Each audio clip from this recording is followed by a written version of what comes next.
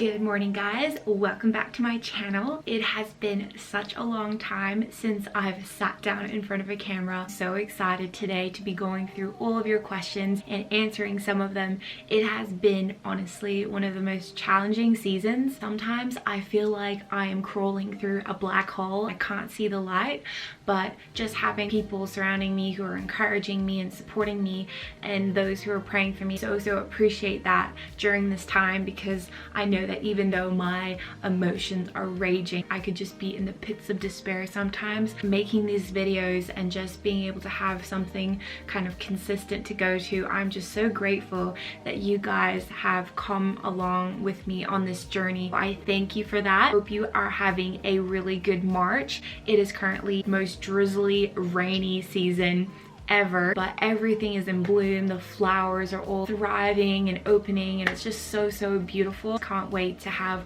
longer days with more daylight. I hope that as you watch this video, know that you are not alone in what you experience and what I share with you. I hope it encourages you and makes you smile. Let's get straight into the video. Okay, the first question is, how has it been moving around and your experience with it? Every single time you move, it's a brand new chapter. You feel really excited. New things to come, new things to explore, new things to see. Anything is possible, but it's just so bittersweet when you have to leave your friends and your family behind. Things that are very familiar and comforting, things that we do day to day that sometimes we take for granted, but it's just part of our life that we just get to really enjoy. When I had moved from China when I was 18 to go to Australia for university, I was doing studies and I was meeting new friends, and I was plugged into a really on fire church community. I was doing a lot of fun things. My parents just made sure that I went back to Asia every single year to see them until they actually moved to Australia, and they had their own journey as well, and I was living with lots of different families. Just having those different adventures and different comforts helped me to really settle into Australia. Whereas coming to England, I decided to move from Australia to England because I met John. We wanted to close the gap, and because of visas and getting married, it's very complicated. It's a lot of money. It takes probably like up to 2 years time wait for visas, making the hard choice of being here. Even though I don't want to be here, I love England to bits, but it's definitely not where I consider calling home, but it is home for now. From that experience, I've been able to set up a routine of like going to the gym, going to work, having a part-time job that has been very consistent, to have freelance and wedding photography on the side, and just different people like emailing. One of the greatest things that is important is being plugged into a community that is maybe related to a passion or to church, or just like seeing people your own age, establishing the things that are more regular so you feel like there's consistency in different parts of your life, to walk that journey with people that are close to you, family members, FaceTiming your friends or making new friends. It's been really hard, but really good at the same time. The second question is, what things did you do to transition well when moving? I think I've already covered a lot of that. There are certain times where I'll just hit a dry point and I'm like, I feel like I can't keep going. It has to do with kind of involving myself more in creativity, planning adventures that I can look forward to that are longer than just a day, signing up for a class or booking into a new skill or hobby such as dance or music or something along those lines. Make it more like what you generally do in the place that you were living before. When you come into a new environment and you have more time to just rest and relax, that's also important. Just having things that you really enjoy and look forward to, the transition, and doing those things with the people you love just makes it so much easier. And if you have any tips yourself, please comment them down below because I would love to see them as well. How do you maintain a relationship with God? I love God so much. I don't know where I'd be without him. He is so real and he is so loving. I never put God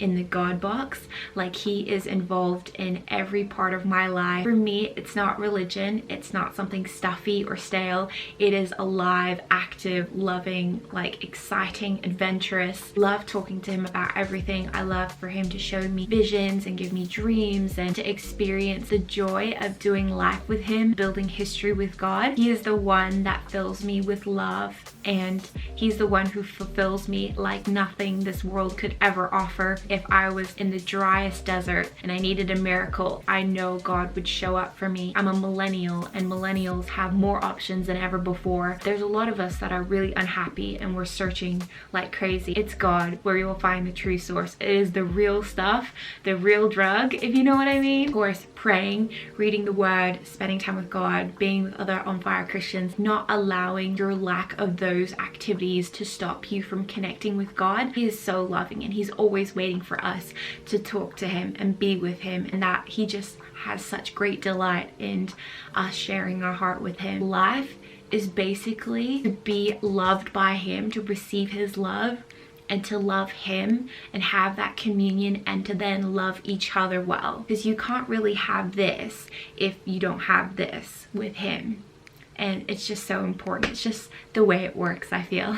One of my lovely friends from the UK has asked if finances were not a thing, like if I had all the money in the world, where would I be? Probably visit Brisbane a lot. That is where all of my friends are, my family, and I really love all the kids that I've built a relationship with, and I miss them like crazy. Sometimes I just feel like Julie Andrews in The Nunnery in Sound of Music, where she's away from the Von Trapp family. That's how I feel when it comes to missing the kids that I've been doing life with for 2 years. I would love to live in California for a while. I've had a dream of doing the School of Supernatural Ministries at Bethel in California. Hope to be doing that soon. Want to really grow and develop my relationship with God, and it's just so exciting, like all the testimonies and the miracles and the worship that happens, something that I want to be a part of, and so that I can then leave there and do my own thing where I can bring hope and life and joy to the world. I'd love to visit Japan. I'd like to go to Italy. There are a lot of places that I love to go. Currently there's a lot of fear based around flying at the moment. If I'm meant to be somewhere, God will make that happen,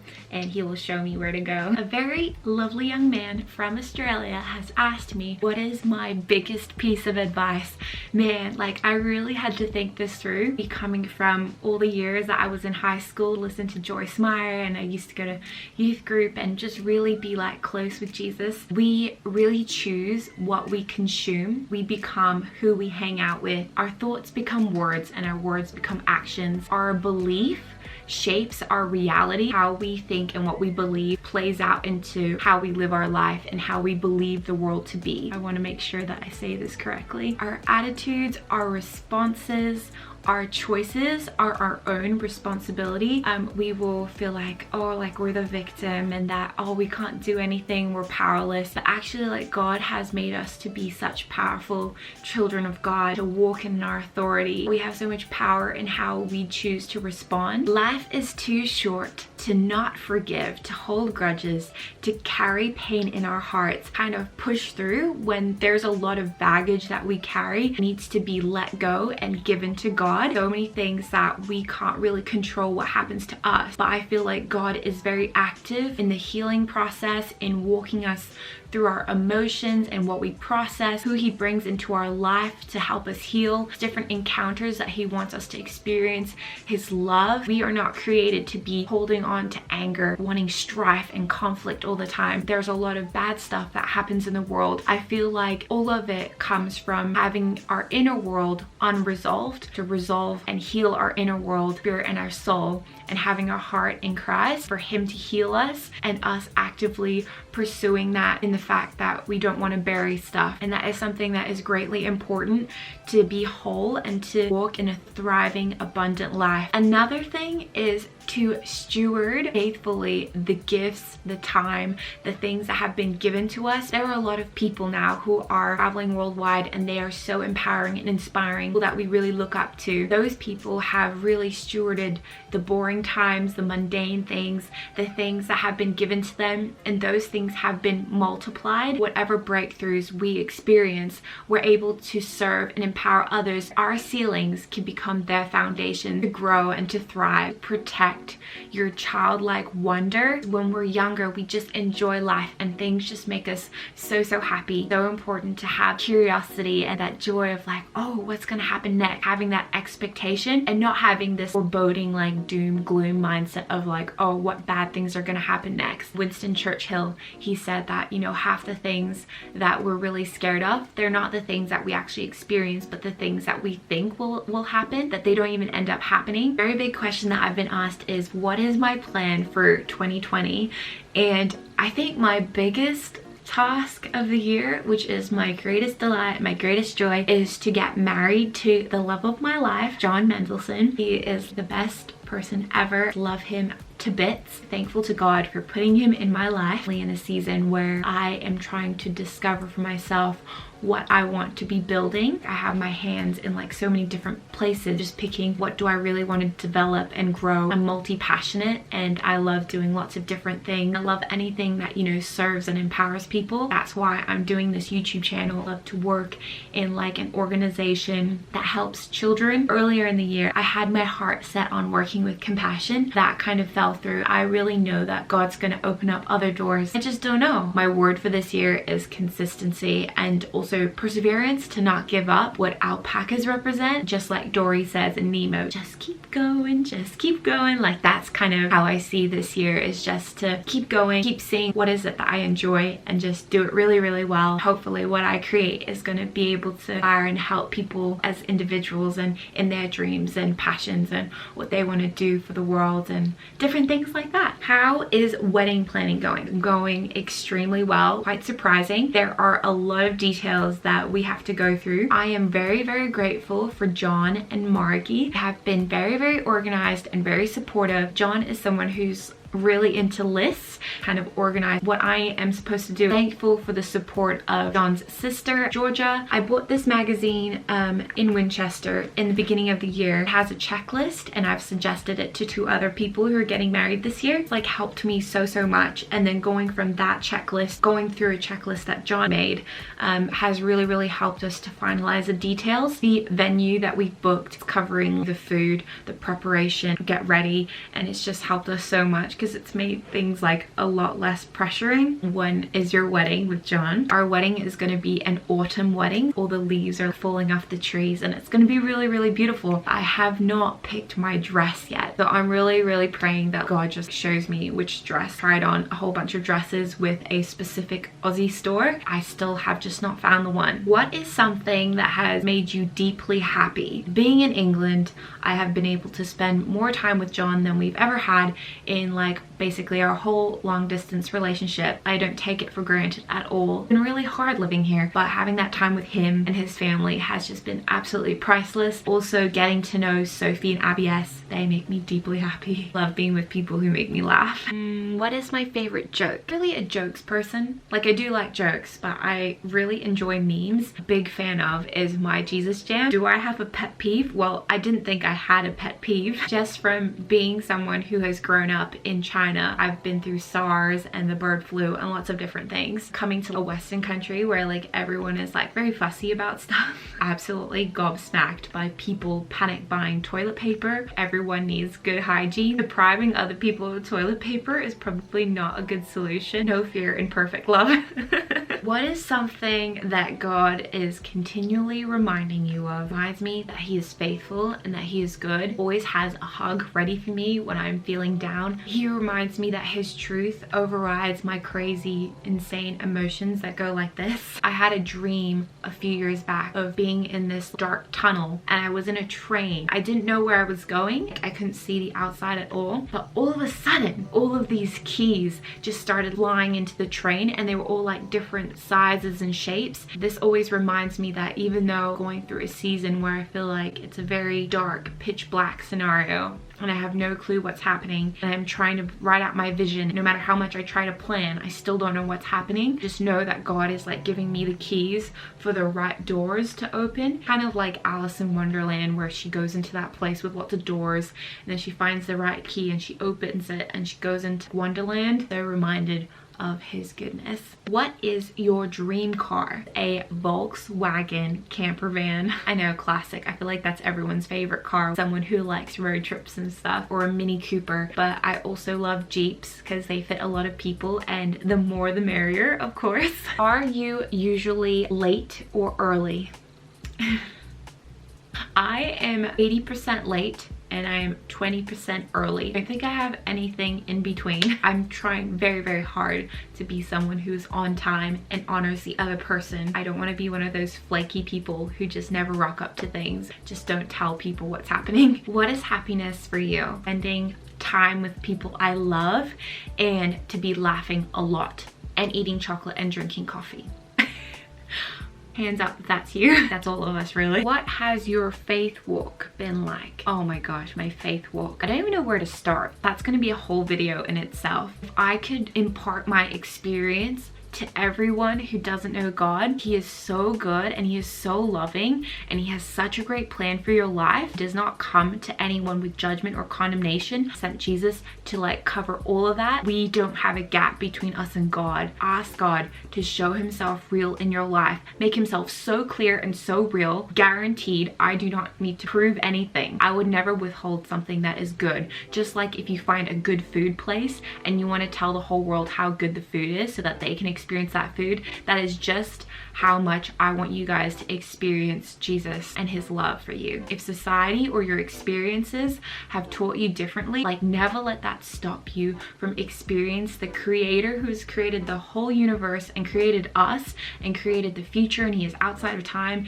and he's just amazing. What motivates you to work hard? Seeing the fruit of something inspire, empower, educate, serve people to thrive in their calling, their purpose, and living a thriving, abundant life really motivates me. Doing stuff that I know that God has put me in and I'm doing it unto him and it's helping people. I think that's all I really ask for. That is kind of the whole point, really. It's great to be able to have money so you can do fun things and live a normal life. Buy toilet paper. The greatest joy is to be able to work in order to see fruit that is meaningful. Over my lifetime, it's either been working with kids or serving in hospitality or creating beautiful photographs for people. Anything that is an invitation for stuff that is good, pure, holy, and of a good report, that's what motivates me to work hard. How did you and John meet? We met at an Irish party that was thrown by one of our friends back in Brisbane. We sat next to each other a solid hour and a half. We never turned to each other and talked to each other. We were both just really, really tired because it was our first week back from, I was back from America and he was back from England. 4 months later, I sat down next to him in church because I was late from work. It was the only seat available. I sat down next to him and I wasn't attracted to him in any way. It was just like, oh, he's cool. Like, I don't really know him. So I sat down next to him and just had like friendly conversation. And we actually had so much in common. So we decided to hang out and he texted me, added me on Facebook. It's how it all began. And I'm just so happy that it did. It's just crazy. The very last question I got is, what has been the worst movie you have seen? The worst. Well, I have not seen any bad movies lately because I always choose movies that are really enjoyable. Recently watched Emma, the remake of, you know, the classic. I love it so much. It's like Pride and Prejudice. I could watch it like 50 times. Super looking forward to Mulan because I'm half Chinese. Her just being so brave and courageous. I am so looking forward to that. Highly recommend Studio Ghibli. They've released all of their films on Netflix and they're so deep, so beautifully made, and some of them are sad. Most of them are just so wholesome and so enjoyable. If you are looking for really good films, it's just so good. So good. That is it for today. I hope you really enjoyed that video. If you have any thoughts or comments, please leave them down below. I would love to read them. Any video requests, please send them my way because I would love to create stuff that you guys actually want to see. So happy that I've made a video about this. It's such a long time since I've sat in front of a camera. I'm going through such a hard season at the moment. I literally felt like crying because I was missing home so much. No matter what is going on, God is good. It's gonna be okay. Life is beautiful. We have God's healing and protection. Rejoice in knowing that every day is a fresh new start, a fresh new day, and see you thrive in everything that you do. Thank you so much for coming along with me on this journey. Have a wonderful week and that you just dream and enjoy life and explore and do things with the people that you love. Love you so much.